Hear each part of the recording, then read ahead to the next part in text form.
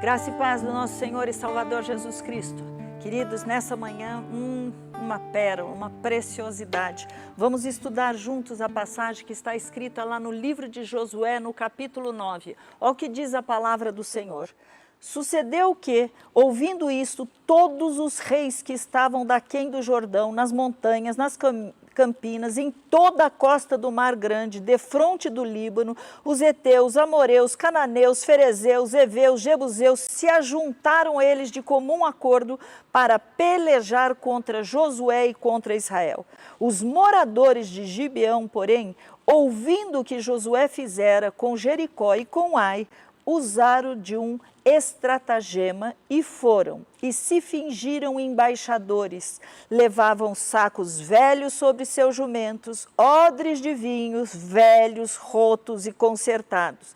E nos pés, sandálias velhas, remendadas, roupas velhas sobre si, e todo o pão que traziam para o caminho era seco e bolorento. Foram ter com Josué ao arraial, a Gigal, e lhe disseram a eles e aos homens de Israel: chegamos de uma terra distante, fazei, pois, agora aliança conosco. Esses homens responderam aos heveus: porventura habitais no meio de nós? Como, pois, faremos aliança? E eles estavam dizendo: não, olha o que ele fala no 9. Teus servos vieram de uma terra muito distante, por causa do nome do Senhor teu Deus, porquanto ouvimos a sua fama e tudo quanto ele fez no Egito. Nossa, que coisa maravilhosa, parecia que era tudo de bom. Eles estão chegando perto da gente por causa de Deus. Ah, que maravilha, então nós nem precisamos consultar Deus. É isso que acontece nessa passagem. Olha o que está dizendo no versículo 14. Então, os israelitas tomaram da provisão e não pediram conselho ao Senhor. Josué concedeu-lhes paz e fez com eles a aliança de lhes conservar a vida, e os príncipes da congregação lhes prestaram juramento.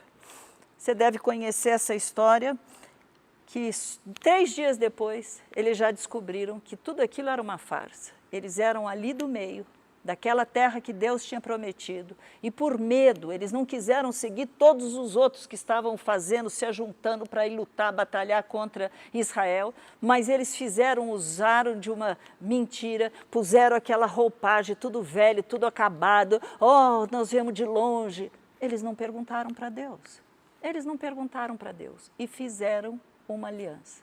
Se você só pensar nisso, você já teria uma meditação muito grande para a tua vida, o teu viver diário, quando nós tomamos alguma atitude, não precisa ser tão drástica quanto essa, mas quando nós tomamos alguma atitude e não perguntamos para Deus o que Ele acha, o que Ele quer, porque Ele tem a visão geral, porque Ele sabe tudo. E aí, então, depois nós temos as consequências, porque as nossas escolhas nem sempre são as escolhas de Deus. Nós estamos agindo pelo que nós vemos, por aquilo que nós ouvimos, como exatamente esses homens fizeram. Agora eu quero levar vocês para ir lá no segundo livro de Samuel, no capítulo 21, a partir do versículo 1. Que coisa tremenda de ensinamento, fica muito melhor o aprendizado.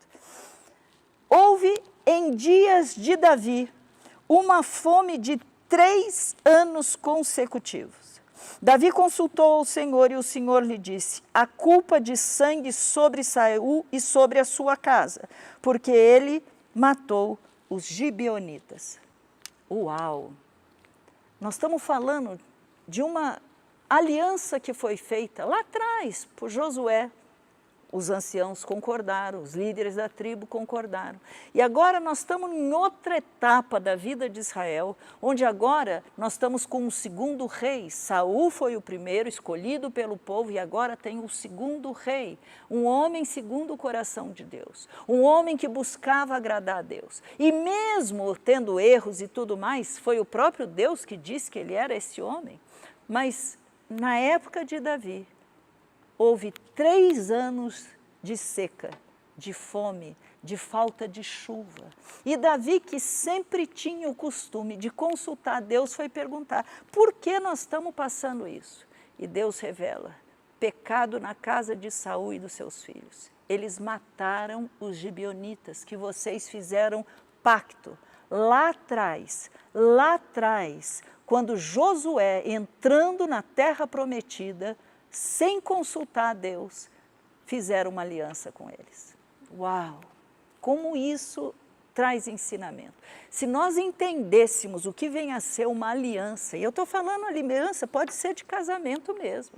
Aliança, aquilo que a tua boca fala, aquilo que a tua palavra diz. Quando você combina, quando você fala, há poder na tua palavra. E nós estamos vendo isso aqui claramente em duas passagens, uma no livro de Josué, uma no 2 Samuel, onde Deus revela que Saul havia mandado matar alguns daqueles gibeonitas, tinha expulsado outros. Tudo bem que ele estava com medo de que ele fizesse, que aquele povo, os gibeonitas fizessem acordo e tentassem ir contra Saul, mas foram contra o que tinham falado.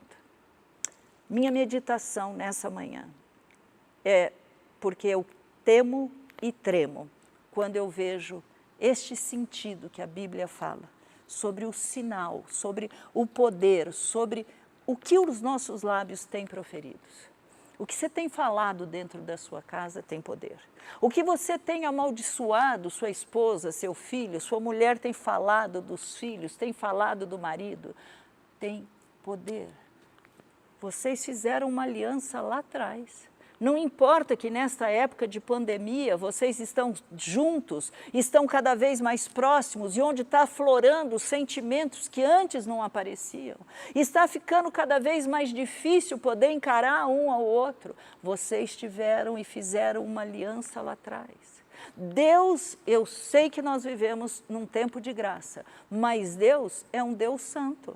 Mas Deus é um Deus lindo, que deixa registrado para o nosso aprendizado, para o nosso conhecimento, e depois é validado tudo isso por Jesus no Novo Testamento, quando ele fala uma palavra. Ele fala assim, a tua palavra seja sim, sim, não, não. O que disso passar vem do maligno. Não é fácil. Não é fácil, a porta é estreita mesmo. Ser cristão, ser como Cristo é, cada vez mais parecidos com Jesus, tem uma série de ensinamentos. E a Bíblia é maravilhosa porque ela traz para nós esses ensinamentos. Então eu quero orar com você nesta manhã sobre o cuidado que eu e você precisamos ter quando nós abrimos a nossa boca. Quando nós nos compromissamos com alguém, pode ser num negócio, pode ser numa viagem, eu não sei. O que nós temos que pensar é que Deus deixa tudo registrado para o teu e para o meu ensinamento. Vamos orar? Pai amado e querido, eu creio, Senhor, no teu amor, na tua bondade, na tua misericórdia. Eu creio, Senhor, no teu perdão quando a gente se arrepende e quando o Senhor, porque o Senhor vê no nosso coração esse arrependimento, o Senhor age de uma maneira diferente. Mas, Senhor, nós queremos ser homens sábios, nós queremos ser prudentes, nós queremos que a nossos lábios, a nossa boca, Senhor, simplesmente fale aquilo que é, porque nós servimos a um Deus que tem poder na sua palavra. Foi a palavra do Senhor que criou todas essas coisas. Foi o Senhor que diz, haja luz. O Senhor que foi determinando. Há um poder grande, Senhor. Então eu te peço, doce Espírito, eu oro em nome de Jesus, pedindo que o Senhor convença cada um de nós naquilo que nós estamos errando, naquilo que nós estamos falando impensadamente, imprudentemente, naquilo que nós estamos agindo simplesmente porque nós estamos caminhando pelos nossos olhos, por aquilo que nós vemos,